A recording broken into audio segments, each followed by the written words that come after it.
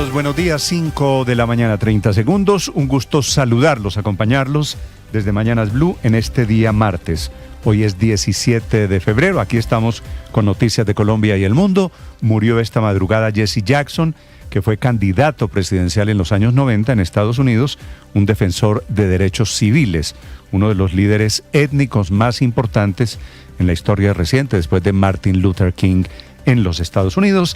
En segundos, el desarrollo de esta noticia que se produjo hace un par de horas. También esta madrugada hay acuerdo entre el gobierno colombiano y los afroindígenas que habían llegado a protestar, que alcanzaron a tomarse 6 edificios en la zona del CAN en el centro de Bogotá. Un acuerdo que permite desbloquear, tuvieron retenidas más de 1.300 personas. Finalmente, el acuerdo es establecer unas mesas de diálogo.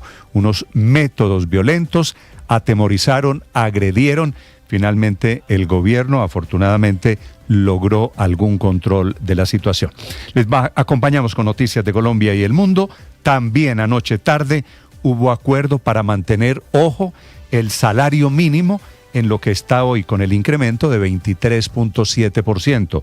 No solo es la voluntad del gobierno, sino que también la mayoría de los gremios, por supuesto las centrales obreras, apoyando la decisión de que, a pesar de la suspensión de la decisión tomada en el Consejo de Estado, el salario mínimo se quedará en los 2 millones de pesos, que es una buena noticia para 2,5 millones de trabajadores que lo devengan. La noticia del momento es alrededor de Kevin, el niño que fue sepultado anoche en su municipio, en Charalá, en Santander, porque murió a los 7 años por no recibir los medicamentos. El tema de salud fue el tema que ocupó el Consejo de Ministros, transmitido por televisión anoche, encabezado por el propio presidente Gustavo Petro, en donde hablaron con increíble indolencia del caso de este niño Kevin, adjudicándole la muerte. Él murió de hemofilia porque no recibió los medicamentos de la nueva EPS, atribuyéndole la muerte a un accidente de bicicleta que tuvo 9 días antes de su fallecimiento. Murió el sábado. 9 días antes, efectivamente, se había caído de una bicicleta. La hemofilia, que quiere decir que la sangre no coagula, se agravó producto de ese accidente, pero él, y fue lo que no dijo ni el ministro ni el presidente Petro anoche, él había pedido los medicamentos desde hace más de 2 meses. Claro, se cayó, como la sangre no le estaba coagulando, el desenlace fue fatal y fue mucho más rápido. Eso de anoche del Consejo de Ministros, la verdad, es la indolencia, pero también la mala interpretación del concepto de prevención. Prevención no es que un niño no se caiga de la bicicleta. Prevención es que el Estado llegue a tiempo con las medicinas, que no fue lo que pasó en el increíble caso de Kevin. Bienvenidos, es un gusto saludarlos. Hace frío en Bogotá, pero hay tiempo seco. Tenemos una temperatura de 9 grados centígrados, son las 5 de la mañana, 3 minutos. Operan todos los aeropuertos en Colombia. Aquí está lo más importante, el resumen en los titulares en Mañanas Blue. Estos son los titulares de las noticias más importantes en Mañanas Blue. En el municipio de Charalá, Santander, fue sepultado el niño de 7 años Kevin Acosta Pico, quien murió esperando de la nueva EPS el medicamento para tratar la hemofilia que sufría. La comunidad y la familia exigen respuestas y también justicia. Durante el Consejo de Ministros, el ministro de Salud, Guillermo Alfonso Jaramillo, y el presidente Gustavo Petro se pronunciaron y cuestionaron la muerte del pequeño Kevin Acosta. Lo atribuyeron a un accidente en bicicleta. Por su parte, el ministro Jaramillo calificó el caso como desafortunado y señaló que el niño sufrió un trauma cráneoencefálico tras un accidente en bicicleta, argumentando que los niños con hemofilia deben tener actividades restringidas para evitar golpes. Por su parte, el presidente Gustavo Petro enfatizó la importancia de la prevención desde la familia, aunque ordenó investigar por qué no se entregó el medicamento a tiempo, aclarando que la cuestión financiera no es un obstáculo. El mandatario también responsabilizó a la educación de las madres. Para él, si el médico o el sistema de salud no enseña, la mamá no sabe. Las mamás no nacen aprendidas, menos en los niveles educativos muy deficitarios que hay en Colombia, sostuvo el presidente Gustavo Petro. El Gobierno Nacional y la Asociación de Consejos Comunitarios del Norte del Cauca instalaron formalmente una mesa de diálogo en las instalaciones de la Agencia Nacional de Tierras, ubicadas en el Centro Administrativo Nacional en Bogotá. Y es que por más de 5 horas estuvieron retenidos más de 1.500 funcionarios del Ministerio de Educación, del DANE y la Agencia Nacional de Tierras que trabajan en el Centro Administrativo Nacional en Bogotá por parte de integrantes de la Asociación de Consejos Comunitarios del Norte del Cauca. La Asociación de Consejos Comunitarios del Norte del Cauca busca garantizar el cumplimiento de acuerdos que fueron pactados para su territorio. Estas personas se instalaron sin autorización en la concha acústica de la Universidad Nacional desde el pasado fin de semana. Tras una sesión extraordinaria de la Comisión de Concertación de Políticas Salariales y Laborales, el Gobierno Nacional mantendrá el aumento del salario mínimo en 23.7% para no generar incertidumbre en el mercado laboral. Esta comisión estuvo conformada por empresarios, trabajadores y el Gobierno Nacional. Además, se propuso lanzar un paquete de ayudas para pequeñas y medianas empresas con el objetivo de mitigar el impacto económico y proteger el empleo. La economía colombiana en el 2025 reportó un crecimiento del 2.6%, confirmó el DANE, por debajo de lo proyectado por expertos que esperaban un crecimiento del 3%. Los sectores que más aportaron fueron entretenimiento, comercio, administración pública y agricultura. Por su parte, sectores como la minería y la construcción estuvieron con reportes negativos. El presidente Petro reconoció el flojo crecimiento del Producto Interno Bruto y defendió el consumo público y pidió reducir las tasas para impulsar la construcción y también las exportaciones. El Ministerio de Salud inició con la vacunación escalonada contra el dengue. Se han aplicado 700 dosis que priorizan los territorios con alto riesgo y focaliza la vacunación en niñas y niños de 9 años. Comenzó formalmente la recolección de firmas para la convocatoria de una Asamblea Nacional Constituyente. El ministro del Interior, Armando Benedetti, ya firmó esta iniciativa. Sigue la crisis en el partido Oxígeno de Ingrid Betancourt. Beatriz Uribe también renunció a la lista del Senado y a la militancia de esa colectividad. Varios miembros del partido Alianza Verde oficializaron su respaldo a la consulta presidencial del Frente por la Vida, liderada por Roy Barreras, en la que esperan lograr un mínimo de 3 millones de votos. Entre tanto, el Consejo Nacional Electoral hizo un llamado a los partidos para que terminen de acreditar sus testigos electorales para las elecciones legislativas del 8 de marzo. El plazo es hasta el próximo 1 de marzo y los que más han postulado han sido Cambio Radical, la U, Alianza por Colombia, Salvación Nacional y el partido Mira. El gerente de la IPS Roji denunció a Germán Gallo, Joana Celis y Liana Calderón por presunta extorsión tras pedir tajadas a cambio de cumplir con los pagos por parte de la EPS Familiar intervenida por el Gobierno Nacional. Más de 3.000 pacientes con enfermedades crónicas estarían en riesgo. En zona boscosa del municipio de Gachalcipá, en el departamento de Cundinamarca, fue hallado muerto Cristian Schneider Martín, un estudiante de la Universidad del Bosque que estaba desaparecido desde ayer en Bogotá. El joven cursaba el primer semestre de Ciencias y Matemáticas. Según la Unidad Nacional de Gestión de Riesgo, en el país hay 116 municipios de 28 departamentos afectados por las inundaciones, 19 personas fallecidas, 83.700 personas damnificadas y más de 111.000 hectáreas comprometidas. La Contraloría aseguró que el gobierno sí tiene plata para atender de inmediato la tragedia causada por las lluvias. Señaló que los recursos están en el Fondo de Gestión de Riesgo y ascienden a 2.6 billones de pesos. En el debut de la fase final del Campeonato Sudamericano Sub-20 de 2026, en Paraguay, Colombia cayó 1-0 ante Ecuador. Ahora le toca enderezar el camino contra Brasil este jueves 19 de febrero a las 6 de la tarde. Ampliación de estas y más noticias en blurradio.com. Sigan con Mañanas Blue. Estás escuchando Mañanas Blue.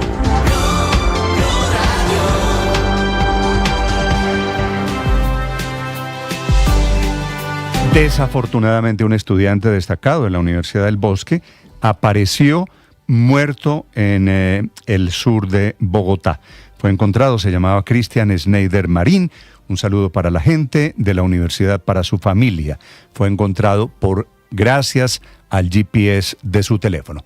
Bienvenidos, 5 de la mañana, 9 minutos. Los acompañamos esta mañana también en el canal de YouTube. A esta hora en las calles de Bogotá, el ojo de la noche, Eduard Porras. Néstor, muy buenos días para usted, buenos días para todos los oyentes de Blue Radio. Aquí está la información con los hechos más importantes ocurridos en Bogotá y también en Cundinamarca. Y por eso el ojo de la noche de Blue Radio se encuentra en Gachalcipá, a 50 minutos de la capital del país, porque fue en este punto donde los familiares, amigos y conocidos de un joven estudiante de la Universidad del Bosque, Cristian Schneider Martín, pues infortunadamente lo hallaron muerto en zona boscosa. Dice su familia que ayer salió muy temprano rumbo a la universidad, nunca más contestó su celular, su mamá lo estuvo llamando en horas de la tarde, pero infortunadamente el celular seguía prendido, pero él no contestaba. Escuchen ustedes mismos las súplicas de esta mamá antes de conocer su muerte, buscándolo por Bogotá y después en este punto de Cundinamarca. Soy la mamá de Cristian Schneider Martín. Mi hijo salió esta mañana a las 4:40, como de costumbre, a la universidad, el Bosque. Él Él se despidió de mí. Mi mami, nos vemos. Yo, bueno, que la Virgen te proteja. Él se fue a las 4, me dio la angustia y lo llamé. No me contestó. Yo dije, esperemos que él llegue. A las 6 ya volví a llamar y no, ya tocó dar aviso a la policía. Porque la ubicación del teléfono de él dio acá en un pueblo que se llama Gachancipá. Llegamos a la estación de policía. Mi esposo, mi hermano, y están por allá en el cerro con los policías buscándolo. Fue gracias a esa señal que estaba todavía encendida, el celular prendido, que todos dieron hasta esta zona boscosa aquí en Gachancipá.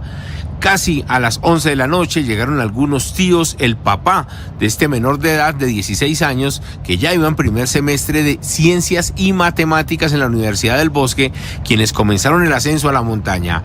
A la 1:15 de esta madrugada lo hallaron muerto, sin signos vitales en esta zona boscosa, y de ahí la investigación para determinar qué fue lo que ocurrió con este joven, por qué llegó hasta este punto de Cundinamarca y los detalles de esta extraña muerte aquí en Gachancipá, Cundinamarca. Hablamos precisamente con la mamá y esto fue lo que nos contó minutos después de que le contaran que su hijo estaba muerto. A las 4:40 me dio un beso y me dijo, mami, nos vemos en la noche. Él iba para la universidad como lo hacía todos los días de costumbre. Sí. Y me dijo, mami, no sé si yo venga a almorzar, pero yo vengo, y nunca llegó. Estábamos buscando información de él con el correo del portátil. Sí. Dimos con la ubicación del celular, cosas de Dios, él siempre deja todo abierto. Y empezamos a buscar y que Gachancipá. Yo decía, pero nos preocupamos y todos empezamos que no, vamos y buscamos al menos si aparece el celular, aparece él. Sí. Y llegamos también. No nos daban información hasta que mi papá, mis tíos se fueron a buscarlo. Lo acabaron de encontrar. Cristian fue uno de los mejores ICFES de su colegio y por eso estaba becado en la Universidad del Bosque. Sus familiares, amigos y su novia dicen que era una persona calmada, no tenía inconvenientes con nadie. Entonces, por eso le piden a las autoridades que investiguen, esclarezcan este caso y determinen qué fue lo que ocurrió con este joven estudiante de la Universidad del Bosque. Eduard Porras, Blue Radio. Estás escuchando Blue Radio. Es un gusto saludarlos en este amanecer. En Blue celebramos una noticia que nos encanta escuchar. Aquí seguimos conectados con ustedes. Somos de nuevo la emisora hablada más escuchada en Colombia. Con la pizca de humor para nuestra dura realidad. Seguimos conectando con millones de ustedes todos los días. ¡Bravo! Gracias por hacernos la número 1. Blue, más que radio. Escanea este código y suscríbete a nuestro canal de YouTube, @Blue Radio Co. Y disfruta y participa de la programación de Blue Radio. Blue Radio, le ponemos cara a la radio. Blue Radio, la alternativa. Bienvenidos, un gusto saludarlos. Buenos días, oyentes. Con ganas iniciamos nuestro día. Mañanas Blue con Néstor Morales es de nuevo el programa más escuchado en Colombia. Es una buena noticia. ¡Qué delicia! Más personas despertando con Blue. Seguimos acompañándolos en Mañanas Blue. Más razones para darles las gracias por hacernos la número 1. Blue, más que radio. Ya somos 1.500.000 suscriptores en nuestro canal de YouTube. Murió esta madrugada en Chicago Jesse Jackson, uno de los defensores de derechos civiles más importantes, líderes negros de Estados Unidos, después del reverendo Martin Luther King. Este hombre que fue candidato presidencial también en los Estados Unidos, uno de los más grandes protagonistas de la historia reciente de los derechos, de las libertades en Norteamérica. 5:14 minutos. Desde Washington informa Juan Camilo Merlano. Néstor, buenos días. Y falleció en paz y junto a su familia. Fue lo que ellos mismos informaron en esta madrugada a través de un comunicado. Murió en su casa en Chicago y aún no han dado los motivos de su fallecimiento, pero ya venía con complicaciones de salud desde el año 2017, cuando fue diagnosticado con Parkinson. De hecho, su movilidad estuvo bastante limitada recientemente y se mantenía permanentemente en silla de ruedas. En noviembre había tenido complicaciones de salud y había ingresado por algunos días a un hospital en Chicago por una parálisis supranuclear progresiva, que es un trastorno neurológico. Pero el reverendo Jackson será siempre recordado como un líder vigoroso, implacable. Nacido en Greenville, Carolina del Sur, hace 84 años, luchó por una mejor vida para las minorías en Estados Unidos, especialmente para los afroamericanos, con al menos 5 décadas de activismo en el que peleó por una igualdad racial, por justicia económica y por ampliar la participación política de esas minorías. Es recordado no solo por liderar esas luchas en compañía del reverendo Martin Luther King, sino por ser el fundador de la organización PUSH, People United to Serve Humanity, Pueblo Unido para Servir a la Humanidad, en 1971, precisamente con el objetivo de reivindicar los derechos de los afroamericanos. Tuvo 2 campañas presidenciales, una en 1984, que incluso fue considerada como la primera gran candidatura de un afroamericano, y otra en 1988, donde ganó varias primarias y se consolidó aún más con su liderazgo. No obstante, no consiguió la nominación del Partido Demócrata en ninguna de las 2 oportunidades. Jackson fue una de las grandes figuras y líderes del movimiento afro en Estados Unidos, y así precisamente lo recuerda su familia en el comunicado donde informa su muerte, que publicaron hace tan solo unos minutos, escribiendo: su inquebrantable compromiso con la justicia, la igualdad y los derechos humanos contribuyó a forjar un movimiento global por la libertad y la dignidad. Incansable agente de cambio, elevó la voz de quienes no la tenían desde sus campañas presidenciales en la década de los 80 hasta la movilización de millones de personas para que se registraran para votar. Nuestro padre fue un líder servicial, no solo para nuestra familia, sino también para los oprimidos, los que no tenían voz y los marginados de todo el mundo. Fue lo que escribió su familia en este comunicado. Jackson, además, fue una figura que abogó en medio de su activismo por mayor control de armas en los Estados Unidos, por tratar de evitar las muertes por violencia armada en el país. Lamentablemente, en las últimas horas se presentó precisamente eso, otras muertes por cuenta de la violencia armada en Estados Unidos. Un tiroteo que ocurrió en el estado de Rhode Island, fue en pleno partido de hockey sobre hielo de una escuela. Había niños y había cientos de personas entre el público cuando de un momento a otro se escuchan los disparos. Todo quedó grabado en un video de cámaras de seguridad.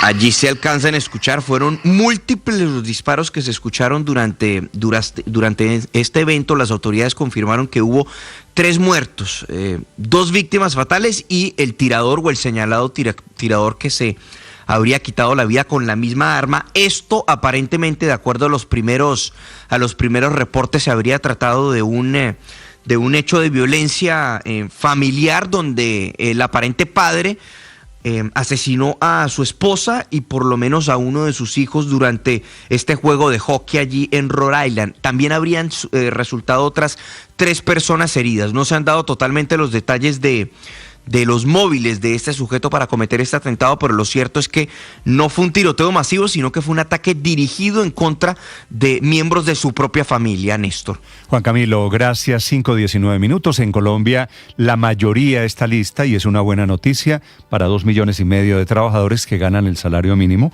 La mayoría para mantener el aumento del salario mínimo en el 23.7%, que fue la decisión que tomó el gobierno y que suspendió la semana pasada el Consejo de Estado.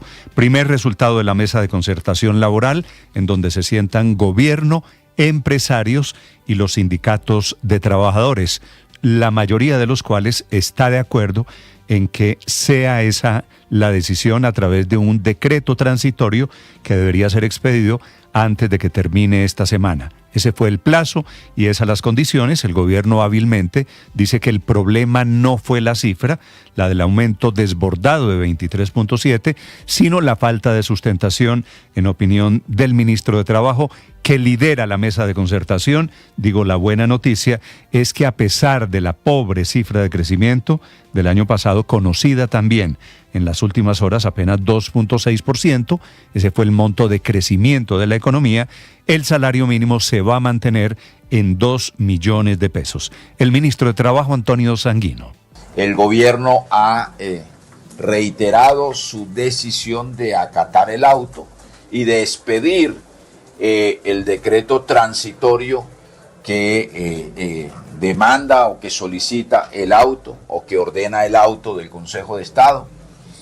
Y en relación con ese asunto hemos constatado en la comisión que del lado de los empresarios hay una opinión mayoritaria en favor de que resultaría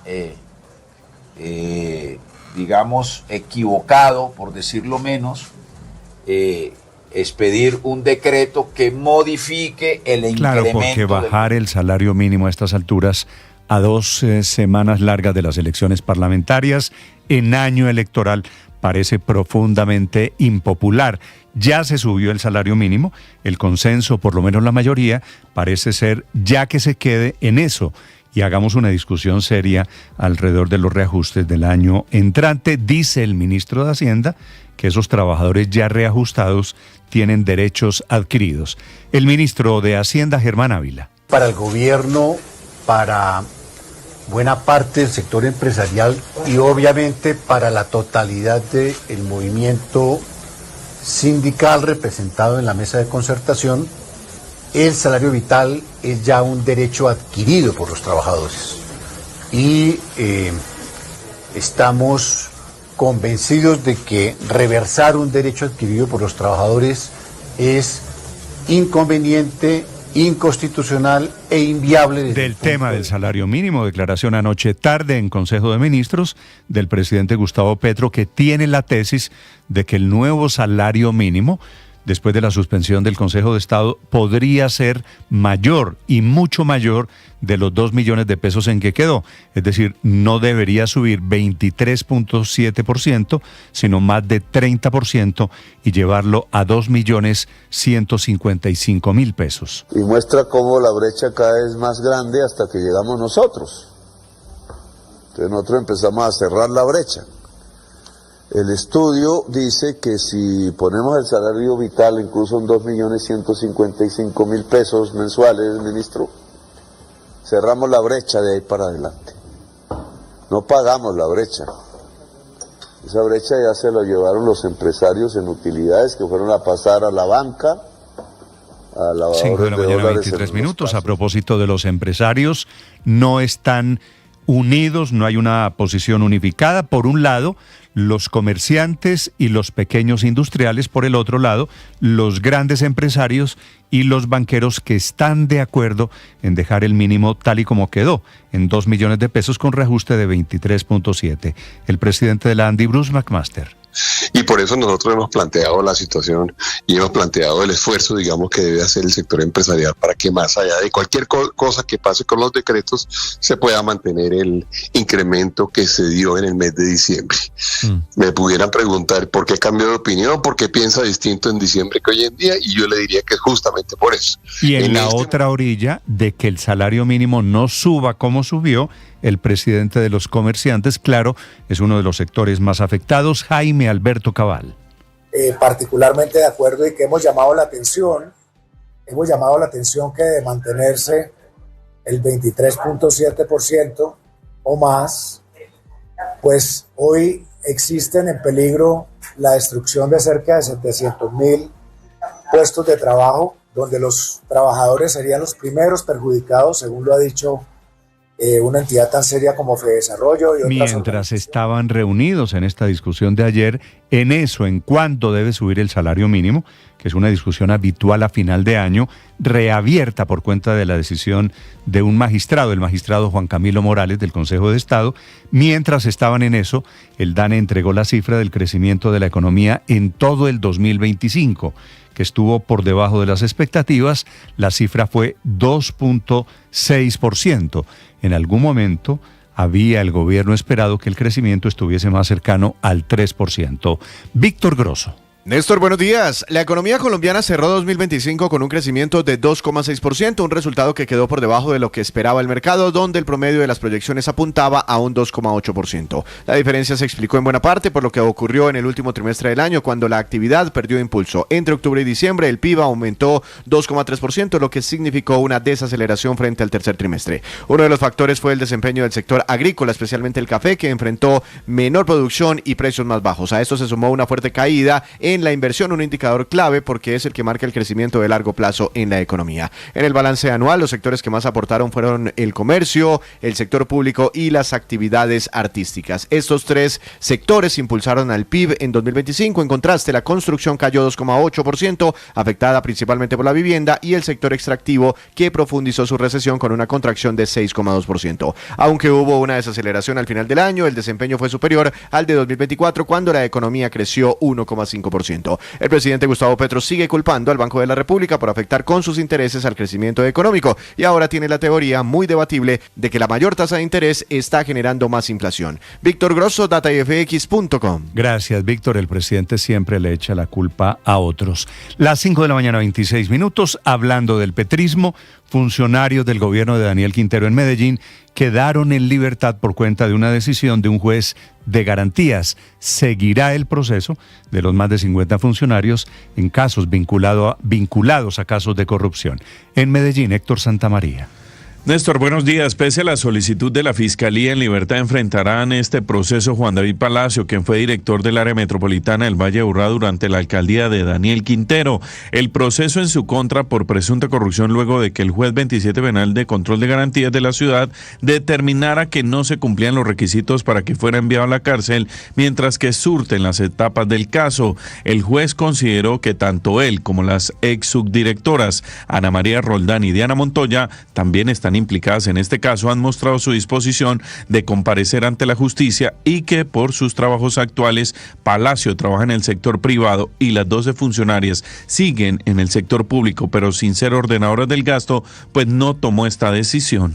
No cuento con elementos que me den cuenta de que concurran la necesidad para inferir que, de definitiva, de acuerdo al artículo 308, se muestre como necesarias las medidas a imponer en disfavor del ciudadano Juan David para evitar que éste obstruya el debido ejercicio de la justicia. Creo que no se me ha dado cuenta alguna hasta este momento de que el ciudadano haya obstruido el debido ejercicio de la justicia. Por el contrario, se me ha puesto de presente la disposición que ha tenido. Sin embargo, Néstor, durante el quinto día de audiencia expuso el fiscal 40 para los delitos contra la administración pública que la eliminación, por ejemplo, de los archivos del computador del entonces director y la reestructuración administrativa que hizo antes de salir de la entidad son elementos claves en la investigación, y que por eso se deben tener en cuenta en lo que sigue. Hay que señalar que de todas maneras este proceso es por 17.565 millones de pesos. En Medellín, el Valle de Aburrá, escampó 17 grados de temperatura, Néstor. También hay tiempo seco en Bogotá, Héctor, 5 de la mañana, 28 minutos. Atención, hay un hecho terrible, macabro, de violencia esta mañana en Cali.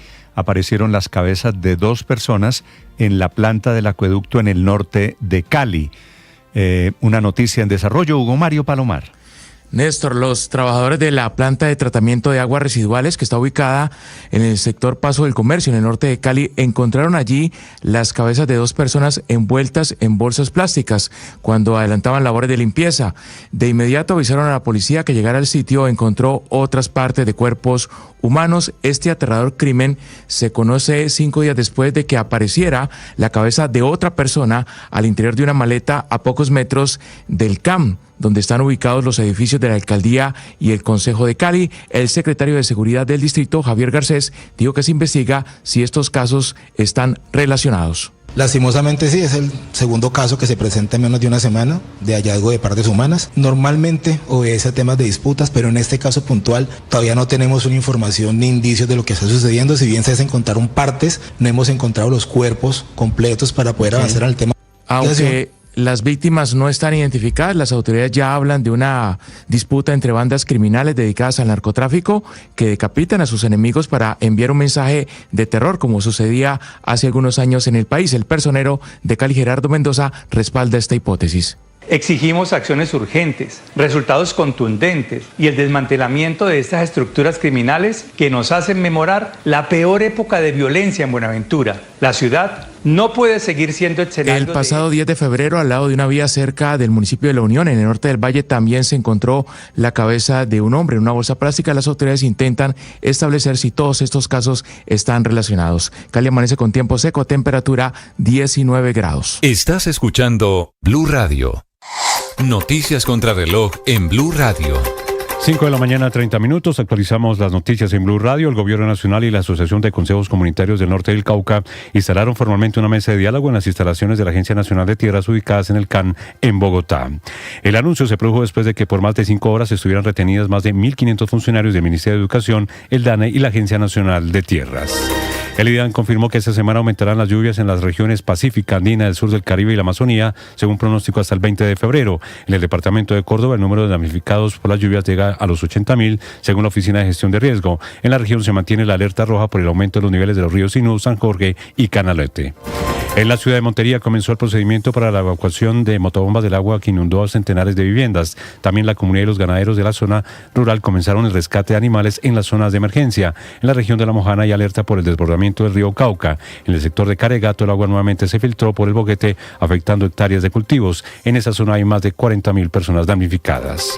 La economía colombiana en el 2005 reportó un crecimiento del 2.6%, según confirmó el DANE. Los sectores que más aportaron fueron entretenimiento, comercio, administración pública y agricultura. Por su parte, sectores como la minería y la construcción estuvieron en terreno negativo. Tras una sesión extraordinaria de la Comisión de Concertación de Políticas Salariales y Laborales, el Gobierno Nacional mantendrá el aumento del salario mínimo en 23.7%, que será incluido en el decreto transitorio que solicitó el Consejo de Estado. En una zona boscosa del municipio de Gachancipá, en el departamento de Cundinamarca, fue hallado muerto Cristian Snyder Martín, un estudiante de la Universidad del Bosque que estaba desaparecido desde ayer en Bogotá. El joven cursaba el primer semestre de Ciencias y Matemáticas. En el municipio de Charalá, en Santander, fue sepultado un niño de 7 años, Kevin Acosta Pico, quien murió esperando de la nueva EPS el medicamento para tratar la hemofilia que sufría. Sin embargo, en un consejo de ministros, el presidente Gustavo Petro y el ministro de Salud, Guillermo Alfonso Jaramillo, atribuyeron la muerte del niño por un accidente en su bicicleta y por un aparente descuido de su familia, omitiendo la negligencia de la nueva EPS en la entrega de los medicamentos y su traslado desde el departamento del Huila a la capital del país. En libertad seguirá enfrentando el proceso judicial Juan David Palacio, exdirector del área metropolitana durante la alcaldía de Daniel Quintero, y otras dos exdirectivas de la entidad en casos de presunta corrupción. La diligencia se retomará en las próximas horas luego de los recursos interpuestos por la Fiscalía y los representantes de las víctimas. En un operativo conjunto del Ejército y la Policía Nacional permitió ubicar un gigantesco arsenal de las disidencias de las FARC al mando de alias Iván Mordisco en zona rural del departamento del Meta. El material de guerra estaba oculto en la vereda La Floresta, en jurisdicción del Castillo, y según inteligencia iba a ser usado en ataques contra la fuerza pública en comunidades en departamentos como el Meta y también en Guaviare. La Justicia Especial para la Paz expulsó al general en retiro Mauricio Alfonso Santoyo, ex jefe de seguridad del expresidente Álvaro Uribe, tras determinar que no aportó la verdad plena. En consecuencia, la sala ordenó además la remisión inmediata de su proceso a la justicia ordinaria. Ampliación de estas y más noticias en BlueRadio.com. Sigan con Mañanas Blue. Estás escuchando Blue Radio. Bienvenidos, un gusto saludarlos. Buenos días, oyentes. Con ganas iniciamos nuestro día.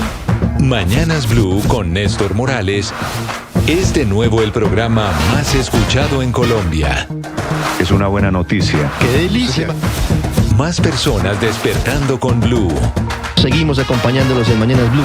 Más razones para darles las gracias por hacernos la número 1. Blue, más que radio. Ya somos 1.500.000 suscriptores en nuestro canal de YouTube. Y sumando 1.500.246, 1.500.358, 1.500.380, 1.500.398, 1.500.416, 1.500.454. Y sumando. Suscríbete a nuestro canal de YouTube, @Blue Radio Co. Blue Radio, más que radio. Y sumando.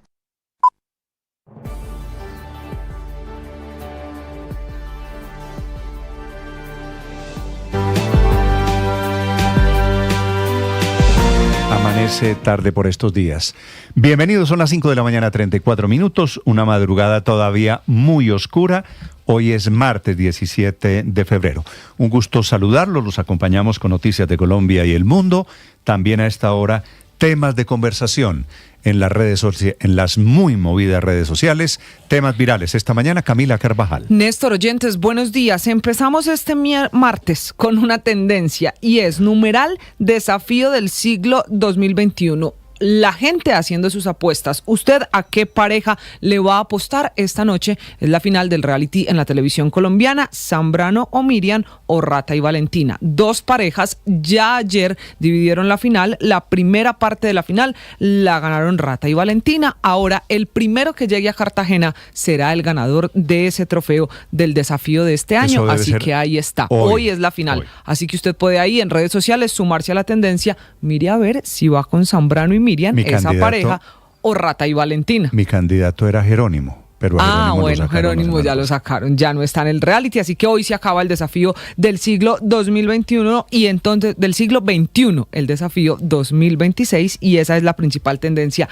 en redes sociales. También es tendencia 3 temas, 3 palabras, 3 numerales para hablar de lo que pasó y lo que se vivió ayer en Bogotá. Secuestro, CAN y Bogotá. Esas 3 palabras son tendencia producto de los indígenas y afros que se tomaron los edificios públicos en el CAN, ministerios, entidades públicas de donde no dejaban salir a sus empleados, 1.500 funcionarios que no podían ni siquiera salir a comer producto de la protesta de estas comunidades que llegaron del Cauca. Esta mañana, anoche, tarde, al filo de la medianoche, ya hubo acuerdo, ya desalojaron y el compromiso es que no vuelven a bloquear estos afroindígenas que habían llegado del occidente de Colombia. Que las comunidades del Cauca no bloquean, a cambio el gobierno accedió a instalar la mesa de diálogo para escuchar los reclamos que tienen ellos, que por ahora seguirán en la Universidad Nacional. Y finalmente, Néstor, la otra tendencia, esta está creciendo muy fuerte por los colombianos que se despiertan y se encuentran con lo que pasó anoche en el Consejo de Ministros. Tendencia Kevin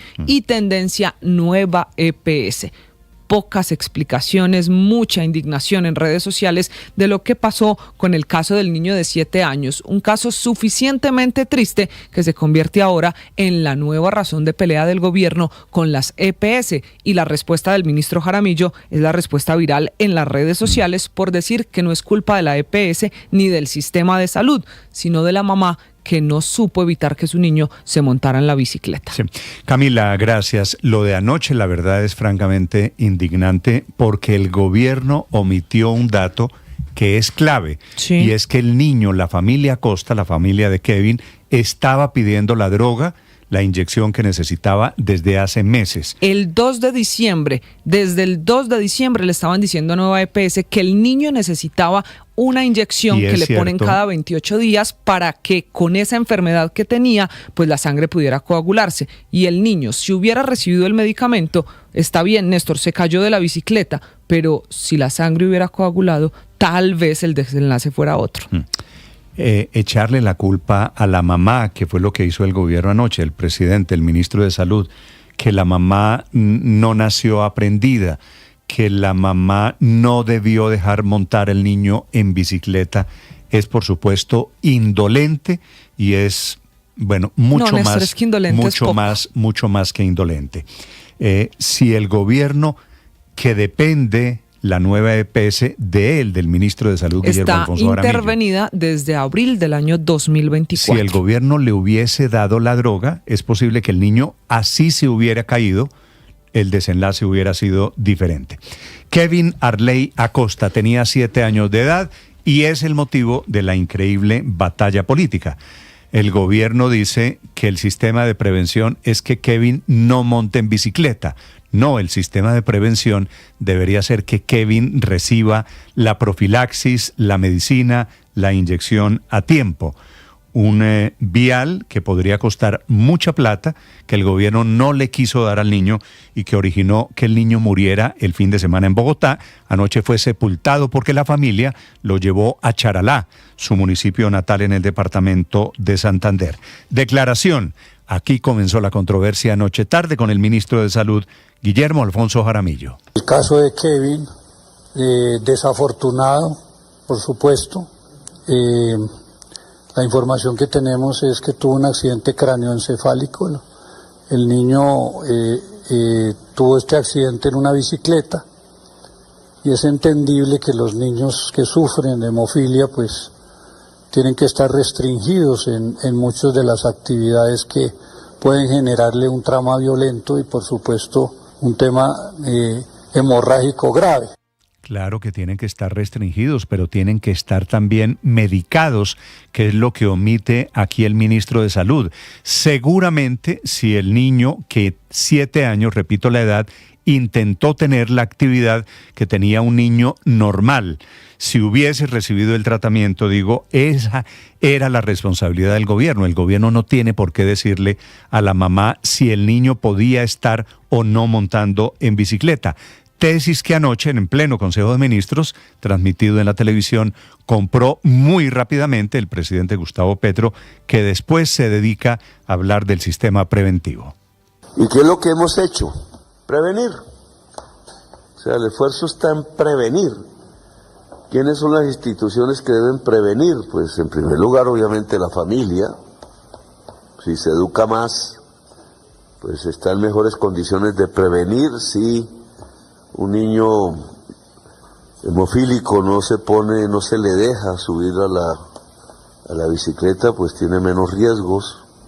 Es un tema de prevención, pero hay que saber, pues si el médico o el sistema de salud no enseña, pues las mamás no nacen aprendidas, menos en niveles educativos muy deficitarios que hay en Colombia. Con la misma teoría de prevención, pues claro, no hay accidentes si la gente no sale de la casa.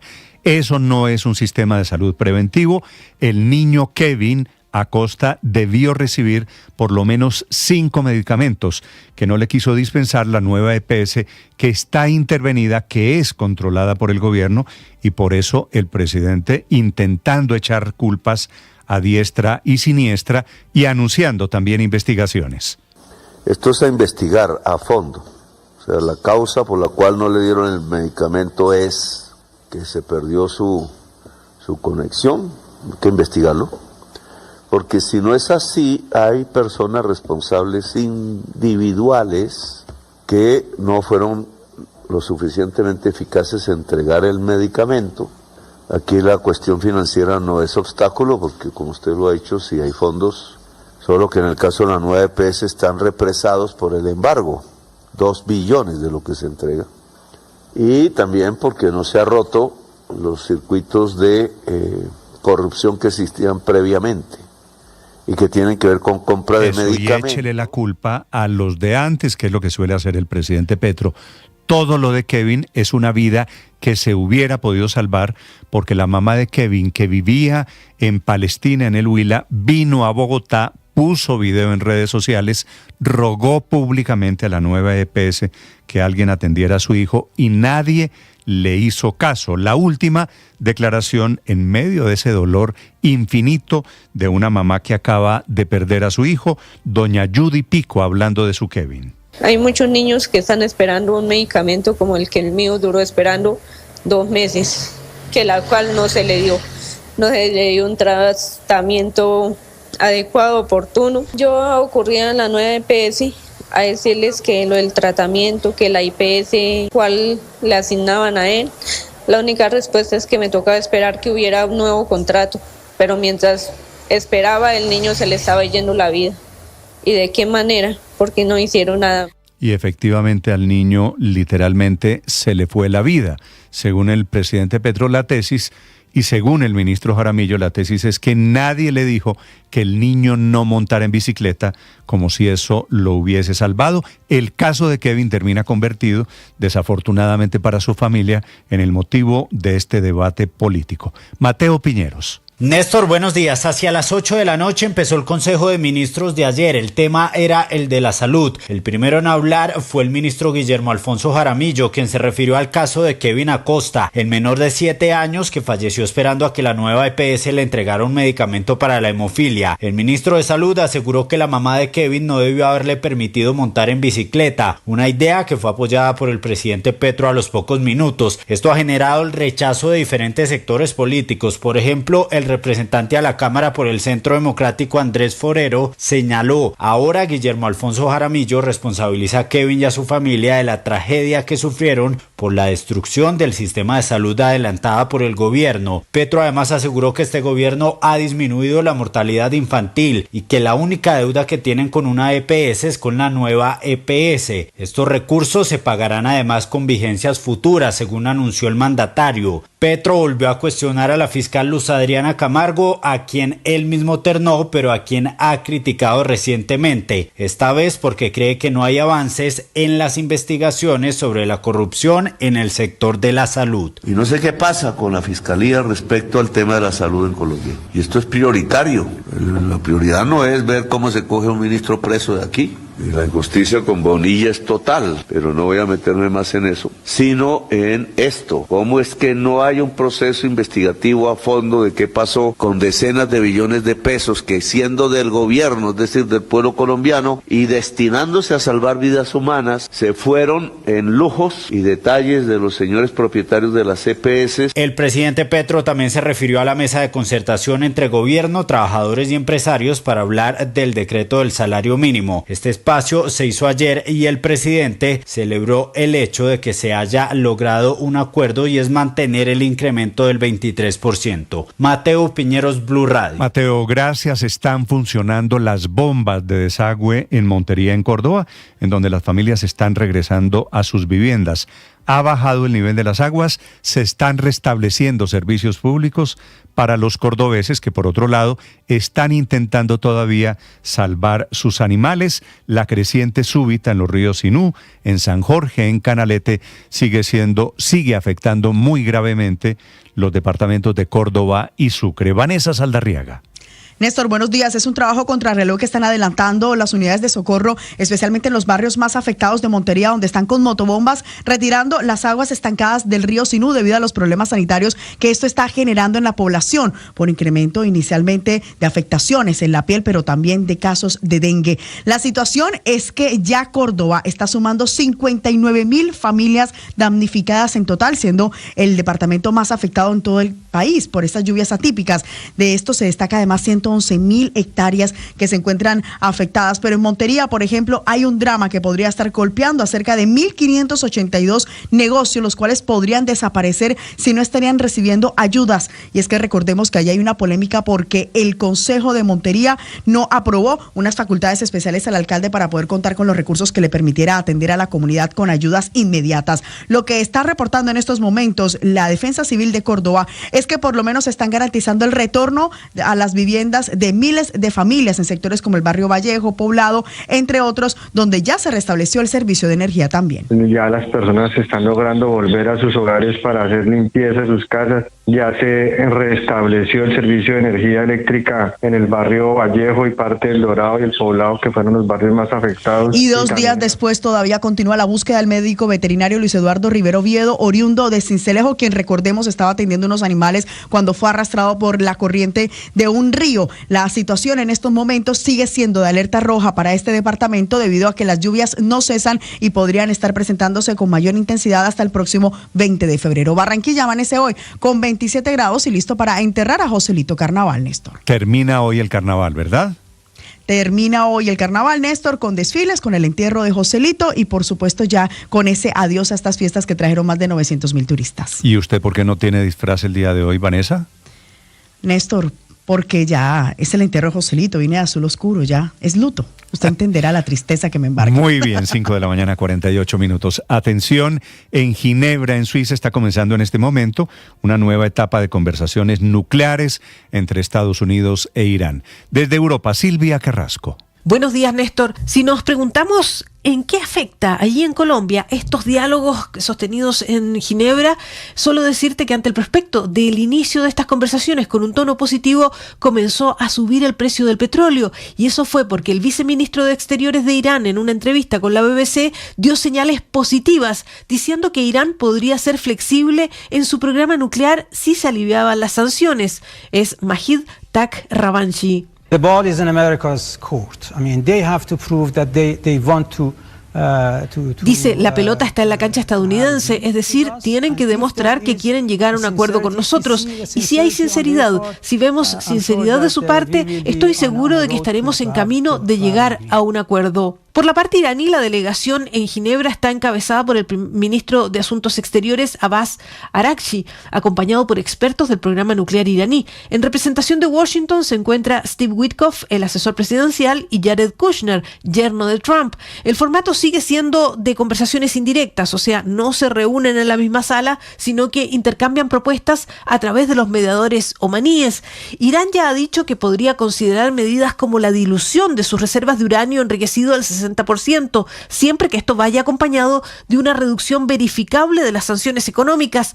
Pero la tercera parte implicada en estos diálogos y que no está sentada en la mesa es Israel, y su primer ministro Netanyahu dijo en las últimas horas que no espera una reducción de la capacidad nuclear de Irán, sino su total desmantelamiento. There shall be no enrichment capability. No debería haber capacidad de enriquecimiento, dice. No se debería detener el proceso de enriquecimiento. En cambio, es necesario desmantelar el equipo y la infraestructura que permiten el enriquecimiento en primer lugar. Es lo que dice Netanyahu. Las posiciones están lejos porque, como sabemos, Irán dice no aceptar eso, el enriquecimiento cero, ni que se aborde su capacidad de construir misiles balísticos. Habrá que ver qué es lo que resulta de estos diálogos, Néstor.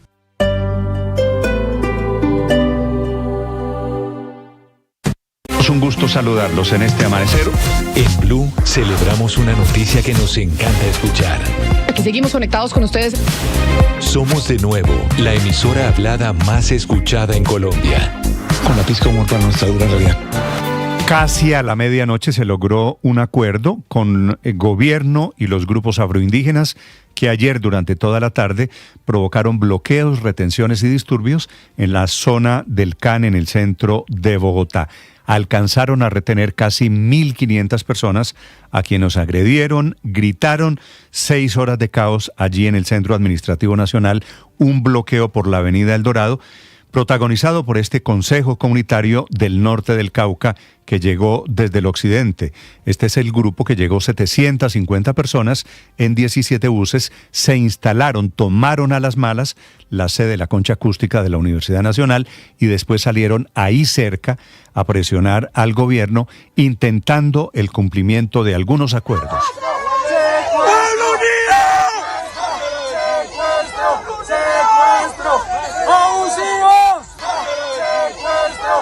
Y después vino la evacuación de esos centenares de empleados, escalonadamente priorizando mujeres, posteriormente el resto de personal con mediación del Ministerio del Interior y de la Alcaldía de Bogotá. Pues seguir comiendo galletas hasta que se le acaben a la máquina, pero ya quedan muy poquitos paquetes.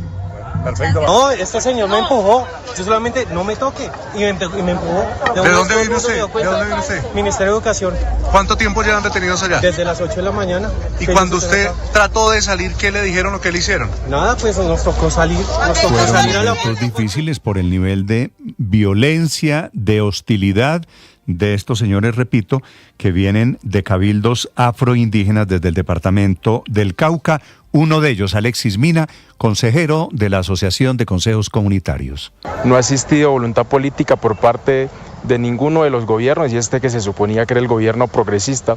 Entonces eso nos obliga a salir de los territorios donde estamos confinados, donde la violencia no cesa. Y pues esperamos en la mitad del sándwich, porque era una protesta contra el gobierno nacional, el gobierno distrital, el secretario de gobierno Gustavo Quintero. Y es que no se puede normalizar la retención de personas en edificios públicos ni en Bogotá ni en ningún otro lugar del país. Es complejo y yo entiendo las demandas, por supuesto, de quienes vienen a la ciudad a hablar. La retención terminó anoche tarde. Esos 1.300, 1.400 funcionarios públicos fueron liberados y el compromiso para levantar la protesta es que van a instalar unas mesas de conversación. Laura Moreno. Néstor, muy buenos días. Esta grave situación de orden público, movilidad e incluso de seguridad se registró en el Centro Administrativo Nacional en inmediaciones a la calle 26 al occidente de Bogotá, donde integrantes de la Asociación de Consejos Comunitarios del Norte del Cauca, ACONC, bloquearon los accesos a varias entidades nacionales como el Ministerio de Educación, la Agencia Nacional de Tierras, el DANE y el Ministerio de Minas.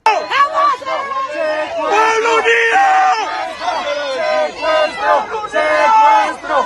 ¡Abusivos! Las manifestaciones exigían la instalación de una mesa de diálogo con el gobierno nacional para tratar temas relacionados con tierra, seguridad e inversión social en sus territorios. Sin embargo, esta propuesta se tornó en un acto hostil cuando funcionarios denunciaron que estaban siendo retenidos contra su voluntad y que incluso algunos fueron empujados y golpeados cuando intentaron salir de las instalaciones o hablar con la prensa. La alcaldía de Bogotá, en la vocería del secretario de gobierno Gustavo Quintero, rechazó durante toda la jornada las vías de hecho y pidió en repetidas ocasiones al Ministerio del Interior liderar la intervención al tratarse de entidades del orden nacional. Aunque estaba prevista una reunión a las 2 de la tarde entre los miembros de ACONC, que recordemos llegaron a Bogotá el domingo, y funcionarios del gobierno, esta cita no se cumplió inicialmente, generando más disturbios en la zona y posponiendo la retención de los funcionarios hasta casi las 5 de la tarde, cuando se permitió por fin la salida de los funcionarios. Se instala mesa de diálogo entre el Gobierno Nacional y la Asociación de Consejos Comunitarios del Norte del Cauca, ACONC,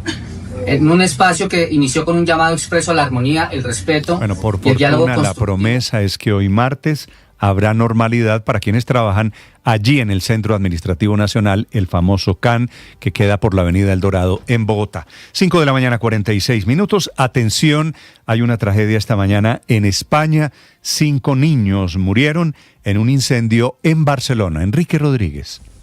¿Qué tal, Néstor? Buenos días. Sí, 5 adolescentes han fallecido en ese incendio que ha tenido lugar en la localidad barcelonesa de Manlleu. Por el momento no se han determinado sus edades, pero todo parece indicar, por el mal estado de sus cadáveres, que eran todos menores de edad.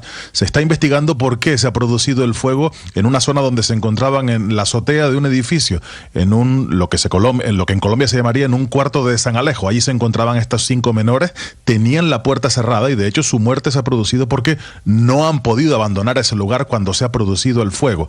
Los bomberos están investigando y también la Policía Autónoma Catalana, primero qué ha producido el fuego, pero sobre todo por qué no han podido abandonar ese lugar. Hay consternación en ese edificio. Ese lugar, ese cuarto de San Alejo, no era como tal una vivienda, sino un lugar donde estos jóvenes se reunían. Tampoco está claro qué estaban haciendo allí. Hasta 13 unidades de los bomberos de Barcelona han tenido que participar en la extinción del incendio y no ha sido hasta que ha quedado completamente extinguido cuando los bomberos y la policía se han encontrado este hallazgo. Los 5 cadáveres que están siendo a esta hora identificados en el Instituto Anatómico Forense de Barcelona, Néstor. Estás escuchando Mañanas Blue.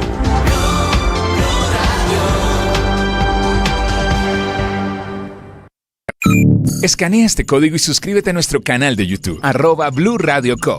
Y disfruta y participa de la programación de Blue Radio. Blue Radio, le ponemos cara a la radio. Blue Radio, la alternativa. Bienvenidos, un gusto saludarlos. Buenos días, oyentes. Con ganas iniciamos nuestro día. Mañanas Blue con Néstor Morales es de nuevo el programa más escuchado en Colombia. Es una buena noticia. ¡Qué delicia! Más personas despertando con Blue. Seguimos acompañándolos en Mañanas Blue. Más razones para darles las gracias por hacernos la número 1. Blue, más que radio. Se viene el mundial, la fiesta va a empezar. Con Blue todos disfrutan, nadie se nos queda atrás. Se viene el mundial, la fiesta va a empezar. Se juega en los estadios, se vive en Blue Radio. Te vamos informando cómo se prepara nuestra selección. Blue más que radio, es pura pasión. En la pantalla, en la radio o en el celular. Vamos Colombia a celebrar que vamos para el mundial.